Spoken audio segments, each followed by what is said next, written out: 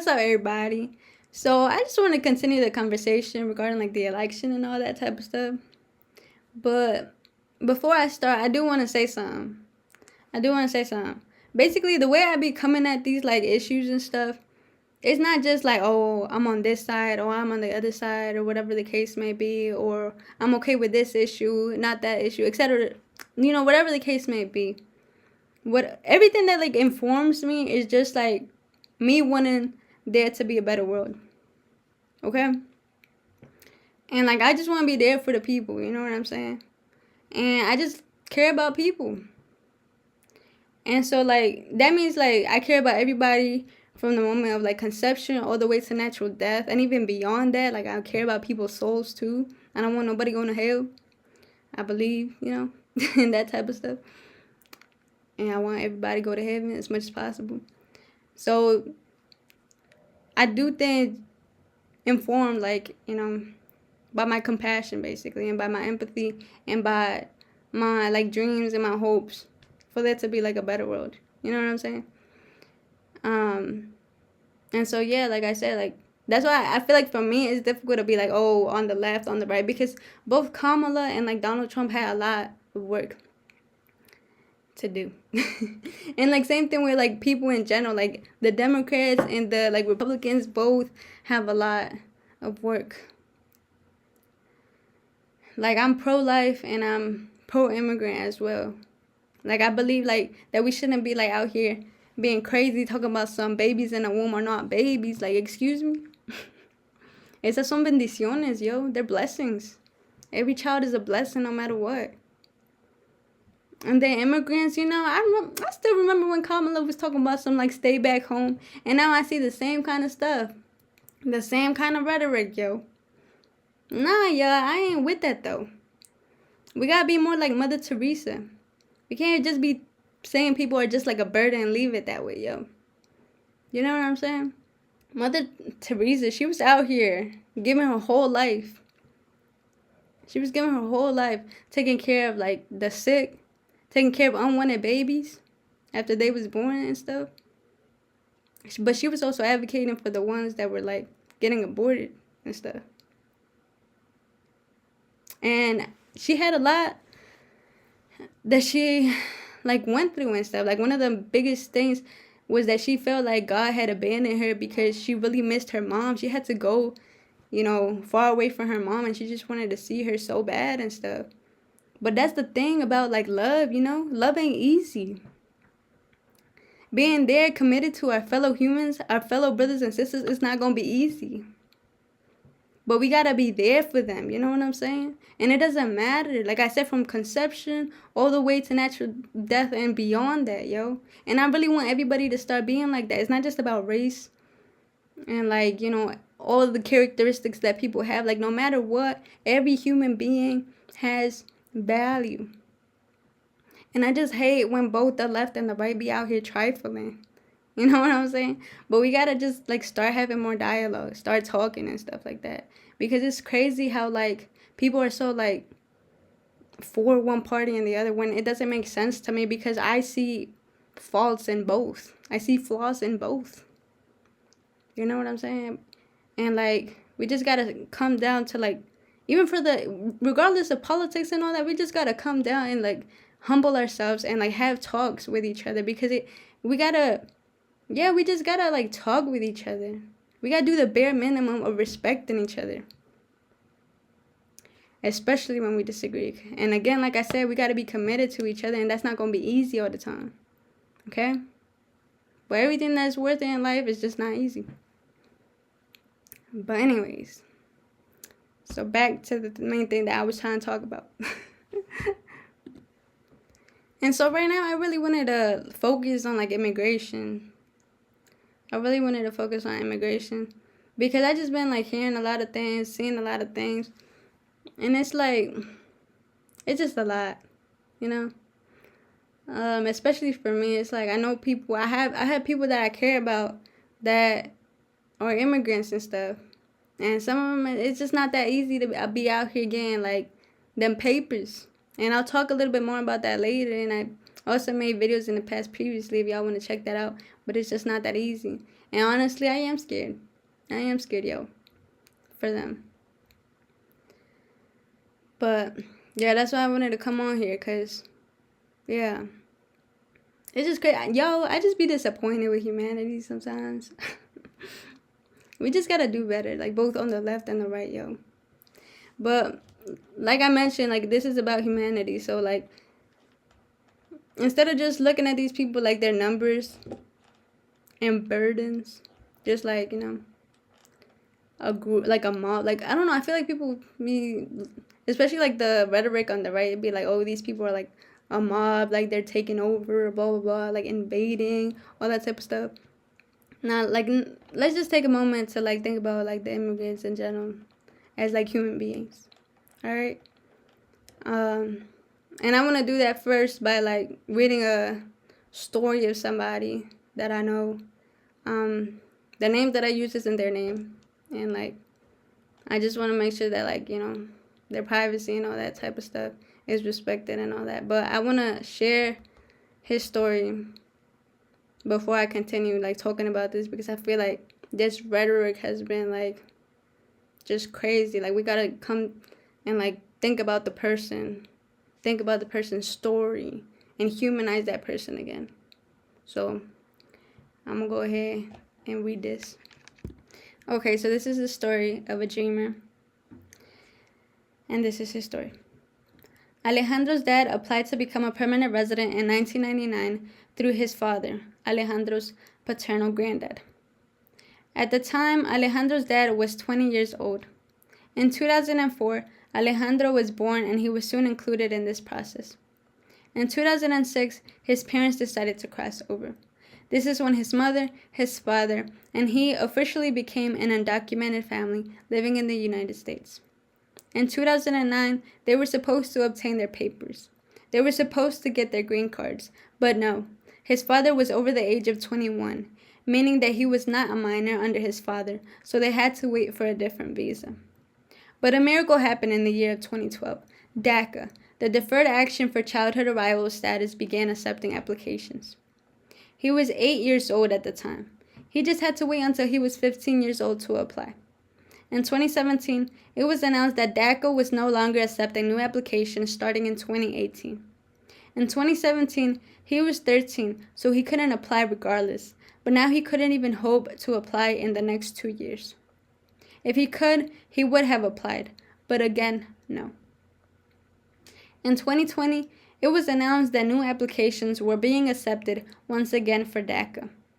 In 2021, he was 17, so he met the age requirement and applied for DACA. Just a month later, the Texas ruling made it so that new applicants were no longer accepted. He was so close, but again, no. As of January of 2024, he is 20 years of age, just like his father. In a year, he will no longer be considered a minor under his parents.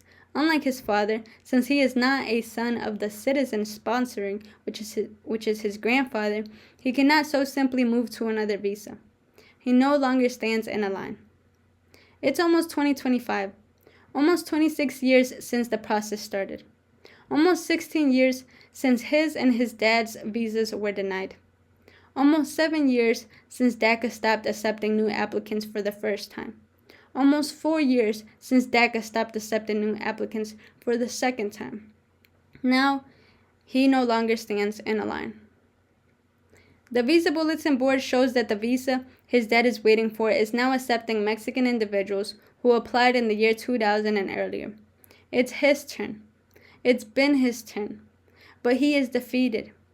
He has too many bills to pay and his family to feed. And he just doesn't think anything will come out of it. And most importantly, he was doing this for his son above anything else. He was willing to travel to states, pay the thousands of fees, and do anything it took. But if his son is kicked out of the process, it's just not as worth it to him, especially since nothing is likely to come out of it for other arbitrary legal reasons. Alejandro is a junior in college now. Thanks be to God that he's there and that he made it this far. Thanks be to God for the trailblazers and everyone who fought to make the existing opportunities available.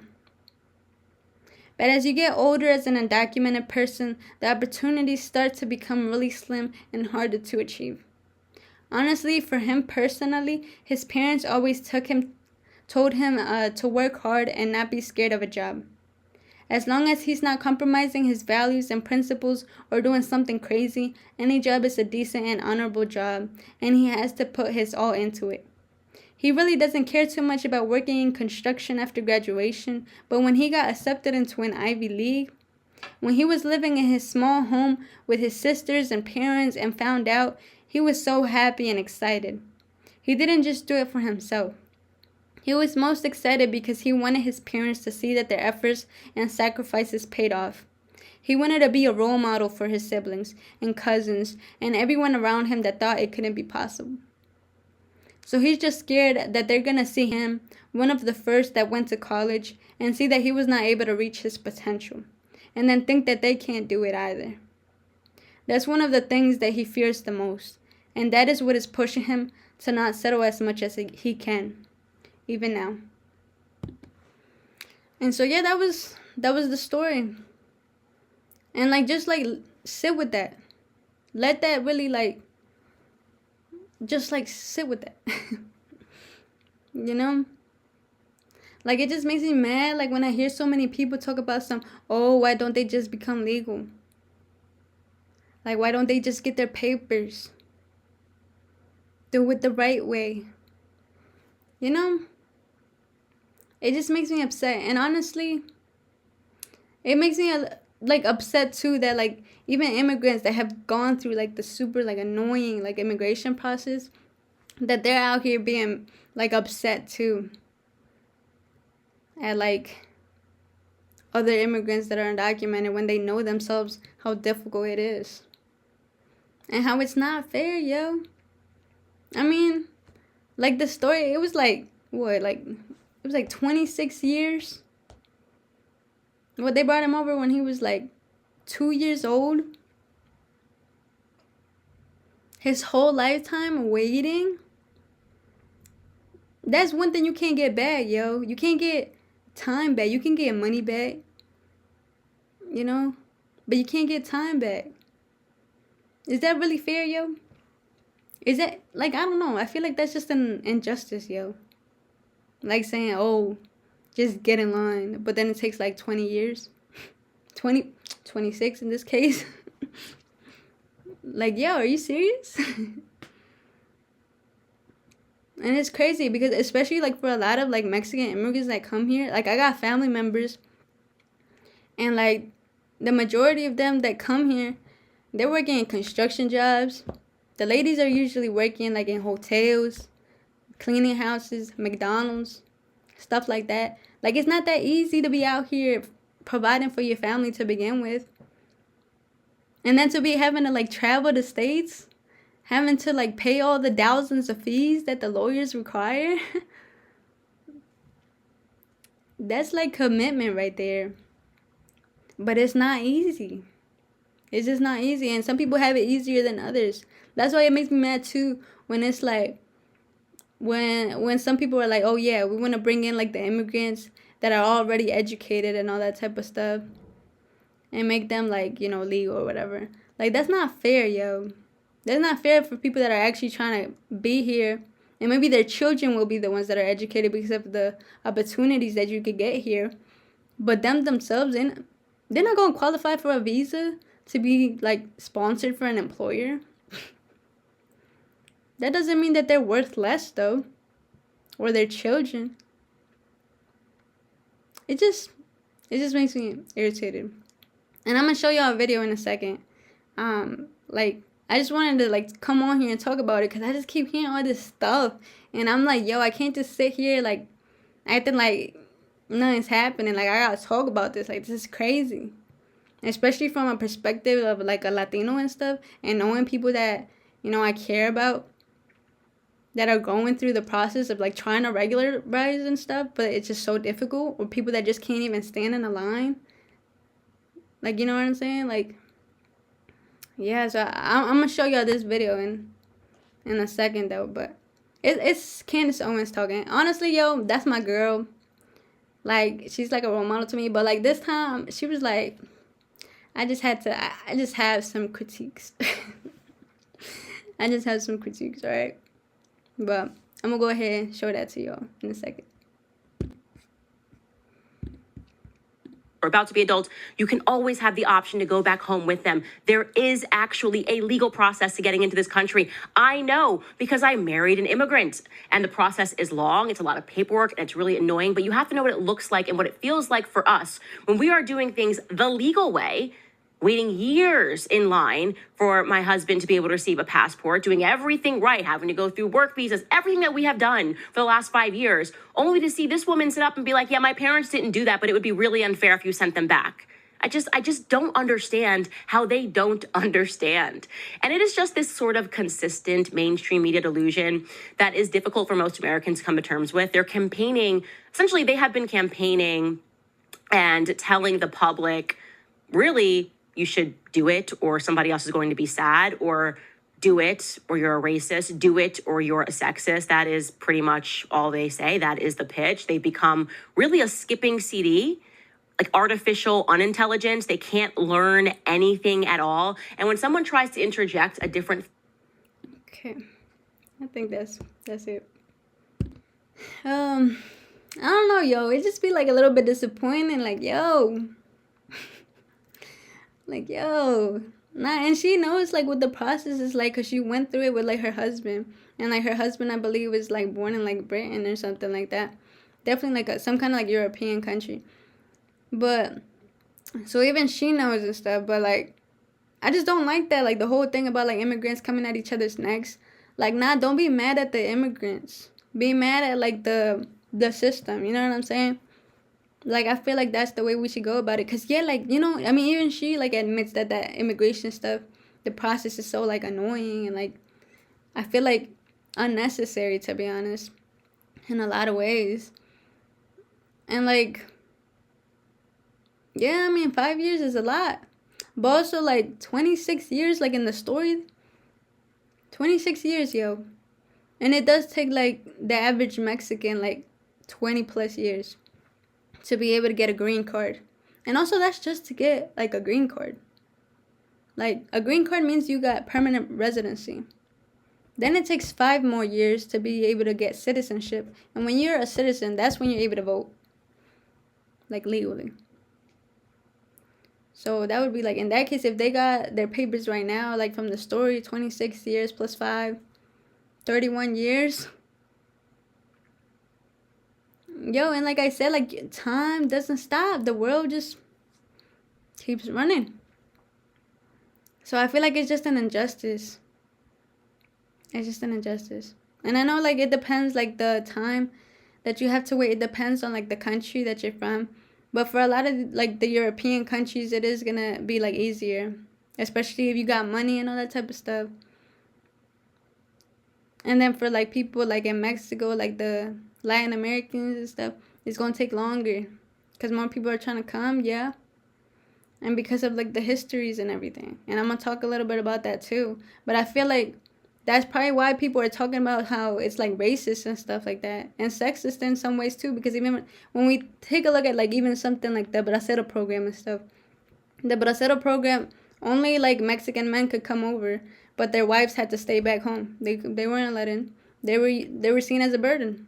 Again, I don't like that, yo. I don't like the whole being seen as a burden. So the same way I don't like it for, like, unborn babies and stuff. Unwanted babies that are still in the womb. I don't like it with, like, the way that it's used and, like, yeah, used to, like, perceive immigrants. I just don't like that type of stuff. We gotta really, like, bring back, like, more empathy, more compassion. Like, yeah, let's be, like, reasonable in terms of how to, like, solve it. Because, yeah, like, if a flood of immigrants are coming over when, like, the cities aren't expecting it, yeah, maybe that's not the smartest way to go about it. But what is a different way to mobilize it? How do we fix the immigration system? Because 5 years or, like, 26 years, like, that stuff is just an injustice, you know? And like I said, the historical ties, it does have some relevance. And we'll talk about that in a bit. But it's just something to think about, yo.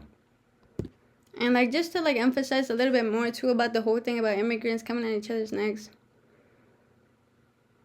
I'll just talk about it. Like in the context of like what's going on with this, like so there's like the judge strikes down Biden program shielding immigrant spouses from deportation. So yeah, this was like an executive order. So it wasn't like a law, permanent law. It was an executive order by Biden. So yeah, like undocumented immigrants who are married to U.S. citizens were able to have a path to citizenship that was a little bit easier, where they would be able to like apply for a green card without first having to leave the country. And for those of y'all that are not like fully aware, basically like if you stay here in the United States unauthorized for more than 6 months but less than a year, to be able to regularize your status, you have to leave. And you can't come back to the United States for another 3 years. The bar to entry, that's what they call it. And then if you are here for a period of 1 year or more, you have to be able to regularize and get your visa or your green card and stuff. You have to leave the United States for 10 years because you can't come back until those 10 years are done. They call it a castigo. I hear that a lot. A castigo, which is like a punishment. That's basically the bar to re-entry. And so this would make that type of stuff like easier, and so people wouldn't have to worry about it as much. And like a lot of people are like, oh, you know, yeah, I'm like for Trump and stuff because he's not letting other immigrants cut in line and all that type of stuff. And in a way, I get that. Like if it's affecting you directly, because yeah, there is like a scarce amount of like resources, like people that are like working on immigration and all that type of stuff. But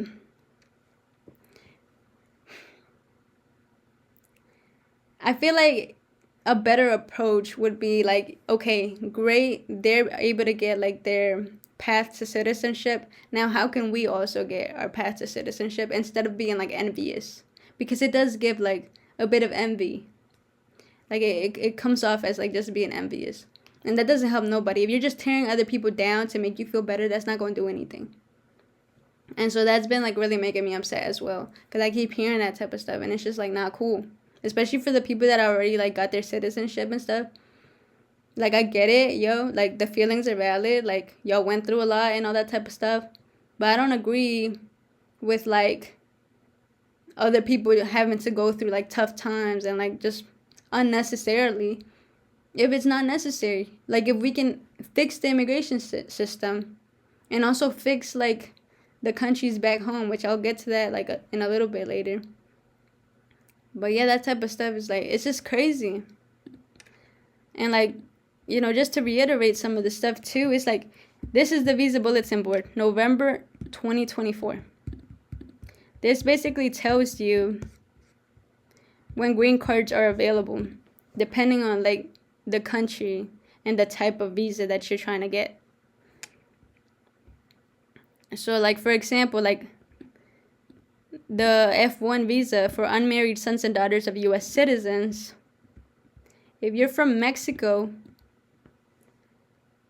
they're just now, November 2024, starting to look at the applications that were submitted in November 2004.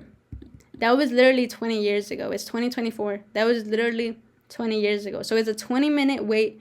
Alright, y'all, so I'm editing this video right now, and I just wanted to say, I meant to say 20-year wait, not 20 minutes. It's a 20-year wait, okay? My bad, y'all. English is not my first language. Alright, continue with the video. From the moment that you submit an application to the moment that they're now looking at it. And like I said, it's now looking at it. It's not like they automatically are giving you the green card, because the judge could easily be like, oh, never mind. Or there could be some, again, like, those like arbitrary like legal reasons, like, oh, you're not 21, or you are 21, so you can or you can't do it. Like it'd be like dumb stuff like that, you know. Or was like the longest wait time right now. I think it's this one right now. So the F3 visa, which is married sons and daughters of U.S. citizens, the F3 visa, they're just now getting to the ones that submitted their application in October of 2000. So that's 24 years ago, almost 25, because we're about to go into 2025. And like you see Mexico, Philippines, like you see the differences in years. Like these people from India only had to wait like a couple years for like the F2A visa. You know, you see like the differences and all this type of stuff. That's why when we see like the numbers and the demographics of undocumented people, the majority of them are Latino because of these long waits. And that's why a lot of them decide to like come over. Because again, you can't take back time.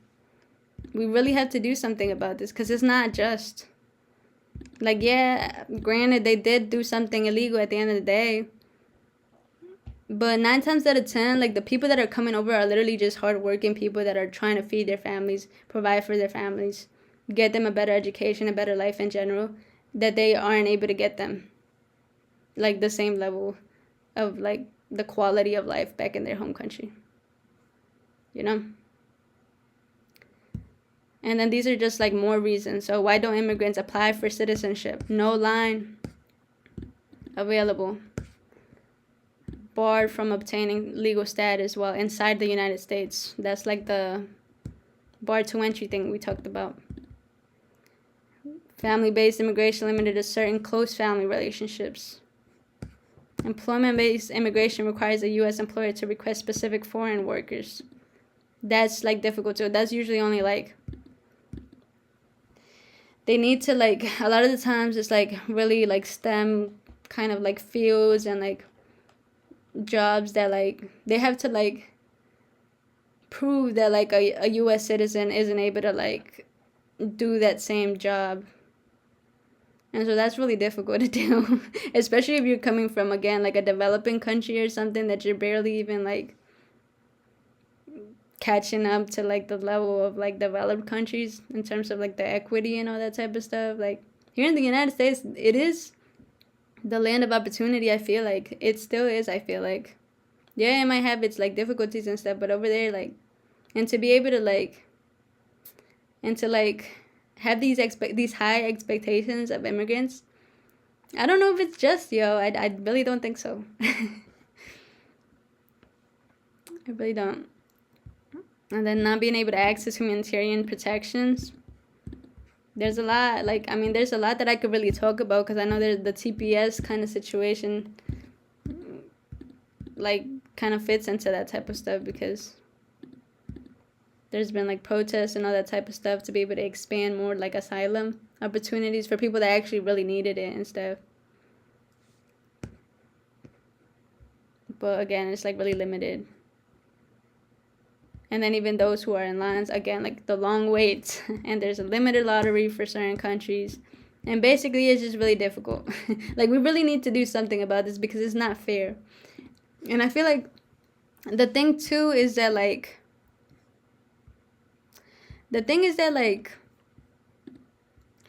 it's not fair for, like, the immigrant, and from what I know, it's also not necessarily fair for, like, citizens, because, yeah, like, when you have a lot of immigrants coming over from, like, a country, because you're not ready to accept them, yeah, I get how it can, like, cause some stuff, like, I do feel like it was messed up for, like, the schools of, like, majority, like, black individuals to be, like, filled with, like, the immigrants. How come, like, they didn't have them in, like, more white communities?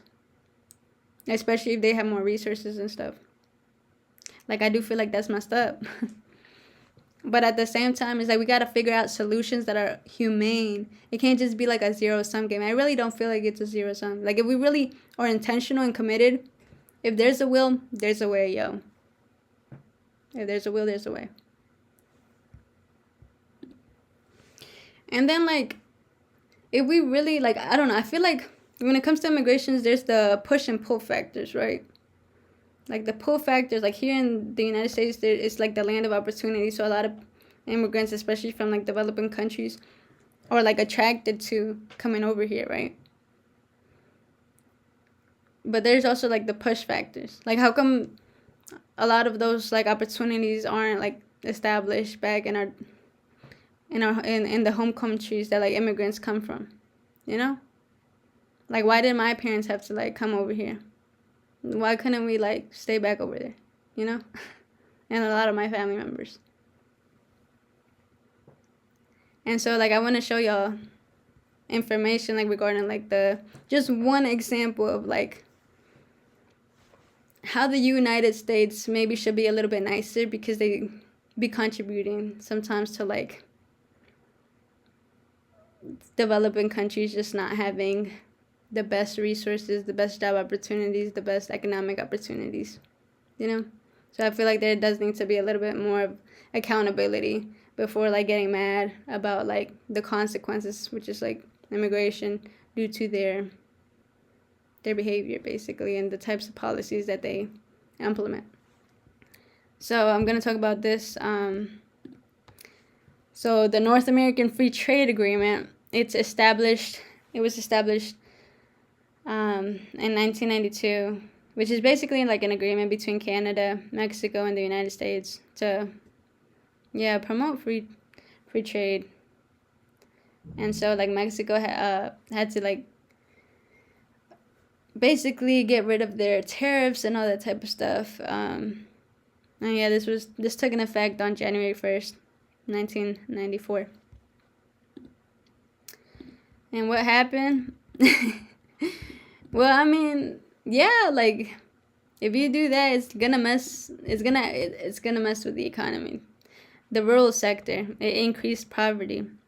I've been like researching a little bit more about this recently. And yeah, I mean, I have been hearing a lot. Like, I know I was reading about how essentially like a country as rich as like the United States is able to give like its farmers subsidies, right? So there's already that isn't equal compared to like Mexico, which doesn't have the same amount of like economic power to be able to do the same for its farmers in the same level at least. So I was reading this, I believe it was either an article or a book. I don't remember which one it was, but it was basically saying how like ever since like NAFTA was established, I think subsidies in the United States went up by about like 300%, whereas in Mexico, since it's like so like cash strapped, basically was the word that the author used, it actually reduced and cut down its subsidies for its farmers. So it's like, you know, that's not equity. Like, you know, like I know like the right hates these kinds of words, but like sometimes like the left is right. There needs more like equity. There needs to be more equity, like more access to opportunities, and then people can like do what they gotta do. You know, take up the opportunities, take advantage of the opportunities, you know. But if you don't even have the same kind of opportunity, you're not going to be able to, like, compete in a fair way. And so that's exactly what happened with, like, the farmers in Mexico. So, like, there would be corn produced, like, you know, with all this technology, like corn engineered, all that type of stuff, here in the United States would be sent over to the United States. And then it would be, like, at low prices. And then the farmers in the villages that would like normally produce corn, which is like one of the primary things produced in like Mexico, like they would be like run out of business because like the corn, they wouldn't be able to like basically keep up with the prices that were so low coming from the United States. The corn coming over to Mexico from the United States, the prices would be so low that farmers would just not be able to compete. They just can't compete. And so, what does that do? I mean, you gotta eat somehow. You gotta provide food for your family somehow. So, I mean, you just kind of, what a lot of people decided to do is just basically migrate over. So we got this over here. So the number of foreign non-residents entering the country between 1994 and 2012 increased 400% from 5.2 million to almost 18.7 million. Okay, and remember 1994, that's when NAFTA was actually established. And then there was already like migration happening from Mexico to the United States.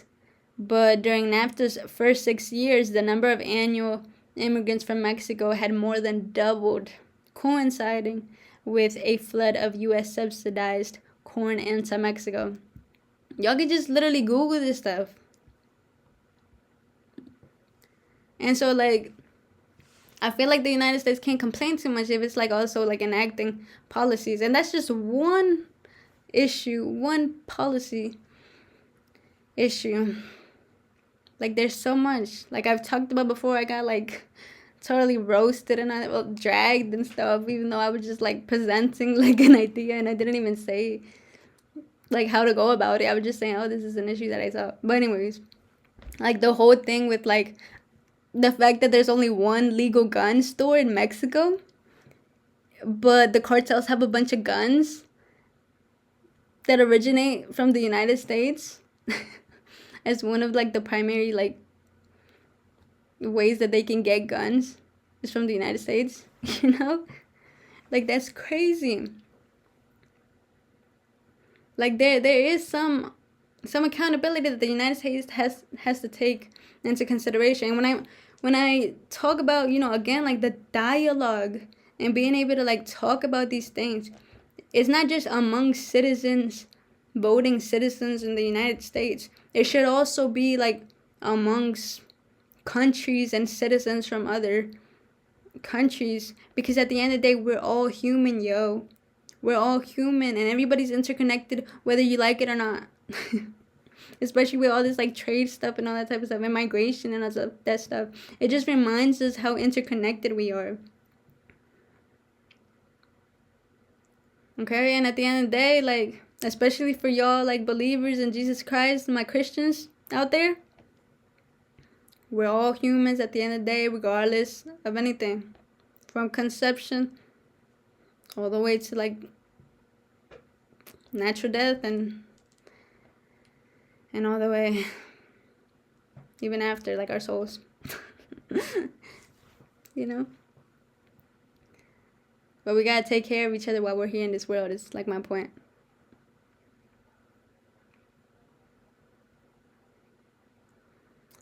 We just gotta think about this, yo. We really gotta have to think about this, and we can't just be out here, like, all acting crazy, like, being all crazy. Like, I don't know, like, stop, like, calling each other names too and stuff. Like, yes, it's important to, like, hold each other accountable, but with grace. And I try my best. So, like, I'm sorry if, like, I come off so strong sometimes. I am passionate about this type of stuff, but it is with grace that I tell this stuff to y'all as much as possible, like, with compassion. Okay? Like, we really gotta do better for everybody, yo. I'm tired of seeing everybody coming at each other's throats, and just the lack of compassion and just, like, commitment to each other, our brothers and sisters. And this goes for any issue, like homelessness, like war and all that type of stuff, regardless of the skin color, like, you know, all this type of stuff. And yes, we do have to take into consideration some historical stuff. Even though we also gotta, like, acknowledge, like, the progress that we've made, but that's another story. We just gotta do better, yo. Alright? Yeah, we gotta figure out how to, like, make sure that the developing countries are also doing well. And honestly, that's why I'm, like, focusing, like, on this business idea that I'm working on. It's actually to help the farmers in Mexico, because I want Mexico to be a great country too. You know? I want Mexico to be a great country too, and I get how, like, the whole population of Mexico can't just come into, like, the United States either. But we have to figure out something, because it's not like we're just gonna let them starve to death because they can't get decent jobs, or even not just starving to death, like, not just dying, like, just the quality of life. Like, you know, I want them to be able to have joy and not just survive and, like, You know, not just have enough to like feed their family, but feed their ambition, just in the same way that I've been like privileged to do here. Like being here at Cornell University, like yes, it was because I worked hard, but those opportunities are available here, and I want them available in Mexico too, for every kid over there as well. You know, that's what I want. So we got to think about how to fix them countries. And I feel like this is also a call for like all the immigrants here and the children of immigrants here. Let's figure out how to like fix our countries back home too. Let's not just focus on being like yes, we got to serve our communities here in the United States too and give back to the communities, but let's also make sure that we fix our communities back home, where our parents came from. Our parents' countries, because that's our countries at the end of the day. It's something special. Like I don't know, that's our country still. Like I don't know, I feel like I can't just like let go of that loyalty. Like yeah, I appreciate everything here in the United States and everything, but I also got loyalty over there in Mexico. I do. And that's not a bad thing necessarily. I really don't feel like that's a bad thing. As long as I'm not hurting nobody or doing anything crazy, I feel like that's not bad. Or being all cocky like one way or another. Like nah. Everybody is equal and stuff. As human beings, everybody has value. And yeah, we gotta do something to like fix that over there.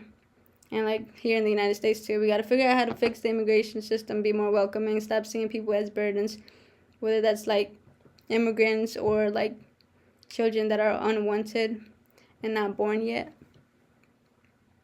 You know, we gotta just do better overall. Okay, here in the United States, be welcoming, and over there in Mexico and all the countries where immigrants are coming from, we gotta figure out how to do better as a global citizen as well. Okay. Anyways, that's my brand. I just want to come on here because it's just a lot on my mind, a lot on my heart, I feel like. And yeah, just like stay true to people, you know. Be real, like, you know. Be somebody that makes the world a better place. Even if that just means bringing awareness or something. Like, I feel like it'd be cool if y'all could spread this message, because I don't know if everybody knows about this information like this. Because I know the immigration system is so complicated. Like, it's easy to just, like, be like, eh. Then people just don't, they just don't want to, like, fix it and stuff. But, yeah, a lot of times people don't talk about it because they're scared. Because, they're undocumented. Like, they're scared of getting deported. A lot of them come from, like, you know, backgrounds where they don't feel so empowered. Like, they haven't had, like, you know, the best, like, economic opportunities and education opportunities. They don't know how to, like, articulate very well, so maybe they don't feel, like, qualified enough to, like, voice their concerns or, like, word them in the best way, you know, whatever the case may be. And then people get, like, upset, like, I don't know. That's another critique from Candace Owens, like, talking about because she was upset about how, like, the children of immigrants in the video that she watched, how they were out here talking in Spanish, like, nah, yo, like, we just gotta have compassion and we gotta have mercy for people. Like, chill out, you know? Like, I love Candace Owens, you know? But, like, chill out, too, sometimes, you know? And, yeah. We just gotta, you know, look out for, like, people, especially, like, the most vulnerable ones. That's, like, something that we gotta do. Yeah. Oh, yeah, and, like, what I was saying about the immigration system being so, like, complicated. Yeah, and it's, like, also just complicated, even for, like, somebody that's, like, educated in these, like, legal systems. Like, I've worked with, like, the Cornell Law School before and stuff, and even I get, like, what? And, like, I mean, and not that I'm, like, special or anything, but, like, yeah. And then also, like, a lot of times these immigrant communities, too, it's, like, they're just very polite. Like, I don't know, I feel like they don't have, like, that entitlement. Like, I work with, like, a immigration center, like, translating and, like, working with, like, the hotline center and stuff. And, like, yeah, like, I mean, the people that would be calling, it would be, like, immigrants that are in the immigration centers. And I would be picking up the phone, it'd be in Spanish. But they would always be, like, so polite, you know? It'd be, like, please, thank you, like, buenos dias, buenas noches, like, you know, good morning, whatever the case may be. or like muy amable. I don't know how to like really directly translate that because it sounds awkward in English if I directly translate it. But it's kind of like just saying like thank you for being like kind, or thank you for your service. You see, I don't know. It's like kind of awkward. But anyways, so these people are also just not like very. A lot of the immigrants that 9 times out of 10, the immigrants are gonna be like pretty humble. I feel like. Yeah. And so I don't know, yo. There's a lot. There's more I could be saying and talking about and stuff like that. But I'm just trying to be a voice for those that feel like they can't really talk about this. And hopefully y'all take something from this. Like, just be better. That's really the main thing. Like, be better. Be for humans. Be for your fellow brothers and sisters. These are not aliens. They're humans. It's not like they're just illegals. Stop saying that. It's only a way to dehumanize. Like, I feel like that's... Yeah, you can say that they illegally crossed over. Yes, the action, sure. But they're people. Like, chill out. Just say undocumented just to be nice if you're going to describe them. You know? And don't act like... Come on, yo. Don't act like it's not a way to dehumanize. Whether you're intentionally doing it or not. Like... Connotation. I'm pretty sure we're smart, yo. Common sense. Connotations of words have, like, words have meanings. That's what I'm trying to say. Alright, yo. But yeah, hope y'all took something away from this. Just be good people. Make the world a better place. You know? Let Jesus guide every move that y'all do. And every thought and everything. And yeah. Yeah. Anyways. I'll see y'all.